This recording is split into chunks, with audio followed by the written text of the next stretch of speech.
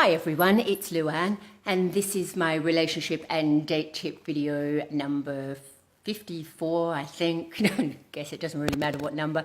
And this is my Gilbert, for anyone who hasn't met my lovely dog. Okay, festive season. So I thought we'd keep it a little bit festive and talk about holiday romances, because this is the time of year that a lot of people take off and go on holidays. And why is it that it seems so much easier to meet somebody while you're actually on holidays? Well, there's many reasons for this. First of all, when you're on holidays, you're away, you're very open to new experiences. You're living in the moment. And we're not really that well trained to be living in the moment. We're always thinking about what do we have to do tomorrow and what are our obligations and that exercise that we must get done and that project that's been waiting for us. So living in the moment on a holidays, you tend to be the best version of yourself. So you're more relaxed and you're curious and inquisitive and willing to open your mind to different experiences.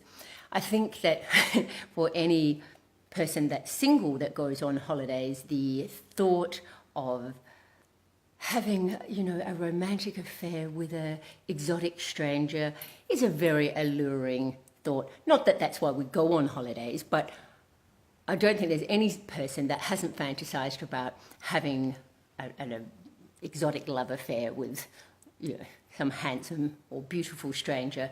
So why is it that it is so much easier? I think one of the things is that everybody is fair game when you're on holidays. So we leave our list behind. We have anyone that's single, that's looking for a partner, has a set of criteria and a list and that they work to, that this person that they meet, they want them to have all of these qualities. And if you're going to build a future with somebody, well, you want them to have these things. But when we step on the plane, that list gets thrown in the trash can and we don't think about it again. So this is another reason why it's so much easier, because all bets are off and everybody is fair game. The handsome waiter, the cute, exotic beauty that doesn't speak any English, yet you and her find a way to communicate without words. The tour bus driver, the ski instructor, it doesn't matter. Everybody is just getting taken for who they are in that moment without going through the checklist. I'm not saying that a holiday romance can't work, okay, because they can. And there are certainly people who have been able to make them work, but through all the research I've done, I love Google because you can find out anything, I can't find any stats that are more than between 7 and 10% of holiday romances actually surviving past the holidays. So between 90 and 93% of holiday romance don't eventuate into a relationship. Have your Titanic moment. Enjoy the moment and keep your heart open, because you never know where love is going to hit you. But keep a balanced perspective on a holiday romance, because it can be an emotionally exhausting experience and you can actually then place what you're looking for on this unrealistic fantasy that you once had. So what are my 8 key tips of surviving a holiday romance and keeping a balanced perspective so you can enjoy the moment and enjoy the experience? Number 1, remember your perfect stranger that you've just met has a life elsewhere, as do you. They see you as who you are on holidays, but you're not like that all the time, and neither are they. And the life that they have somewhere else could be so far removed from who they are when they're on holidays that you just have to keep that in mind, that for it to go past the holiday romance, somebody is giving up a whole pile of everything. Number 2, stay safe. I'm not just talking about having safe sex. I'm talking about staying safe in general. And if you're meeting somebody that you don't know and you're in a strange place, it's important to share with people where you're going and what you're doing, and just, stay safe. Number 3, set ground rules. Talk to the person that you're going to enter this romance in and find out where they're at and make sure that you're on the same page. If you discuss it beforehand. Look, what's going to happen here? We're going to hang out, we're going to spend some time together and probably have amazing sex and enjoy this holiday. But what afterwards? Do you think we'll ever see each other again? Just by asking that question and finding out where the other person is at. If that person says, no, reality is we probably won't see each other again, but wow, I'd really love to just enjoy this holiday with you. Why not just go with that moment and be happy with that? Not everything has to have an outcome. So discuss it with the person before you enter into it. Number 4, consider the people that you're traveling with. Okay, so if you're not traveling alone, you're traveling with friends, you're with a girlfriend or you're with some mates, they have an expectation of having some time with you. And if you completely ditch them with this romance, you could find yourself losing friends along the way. And sometimes those relationships can't be put back together. So consider the friends that you're with. Number 5, don't place too much expectations on the relationship going anywhere. Your emotions are running high because you're in a new place and you're trying new things and you're discovering a part of yourself and a side of yourself that you might not have discovered or might have been hidden for a long time. Keep your emotions in check and don't have too much expectation that this is going to be your future. This is living in the moment and it's now. Number 6, remember the difference between infatuation and lust versus love and reality.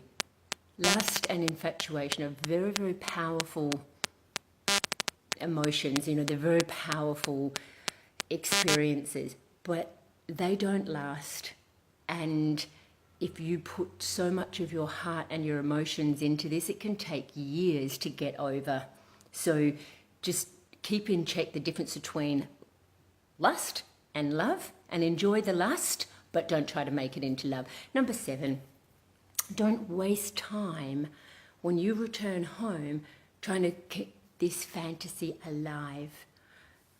Again, I'm not saying that all holiday romances never go anywhere, but 90 to 93% don't.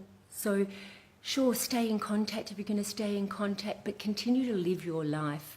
I've worked with many, many people who, over the period of time, have actually been in a situation where they've had a holiday romance and, oh my gosh, I can't believe that my phone just rang. I answered it. Now I'm disconnected the person. That's so random.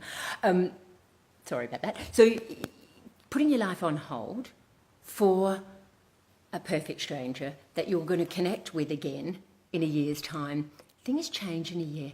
And the second time around that you see them, and even if you're FaceTiming every day and you're staying in contact, it's different than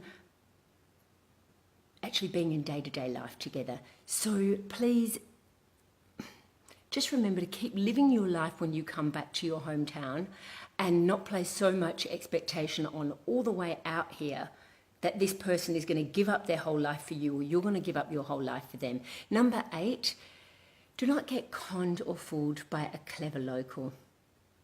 We have all heard stories of this happening, of unsuspecting, both men and women,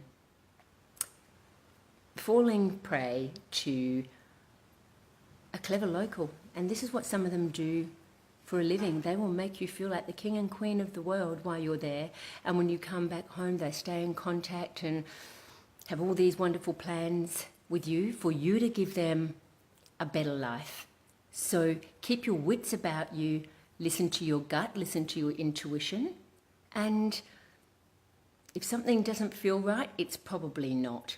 So to recap, the 8 tips for surviving a holiday romance and enjoying the experience is, remember, you are perfect strangers with perfect different lives elsewhere. Stay safe. Set ground rules for the romance and talk to the person about those ground rules. Number 4, consider the people that you're travelling with. Number 5, don't place unrealistic expectations on the person and on the outcome.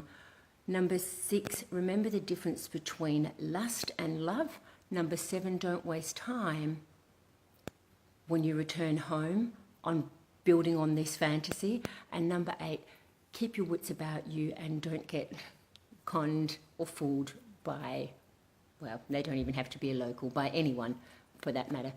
Okay, so enjoy your holidays if you're travelling. Perfect time to get away. And I shall look forward to seeing you all next week, the countdown to Christmas, 2 weeks to go. So many people asking me, what is the perfect present to buy someone? So I might even have a look at understanding how to choose the perfect present for someone. And if you have any suggestions or ideas or questions, please always reach out to me because I'm happy to help where I can. I look forward to seeing you all next week and have a fantastic week, everyone. Bye.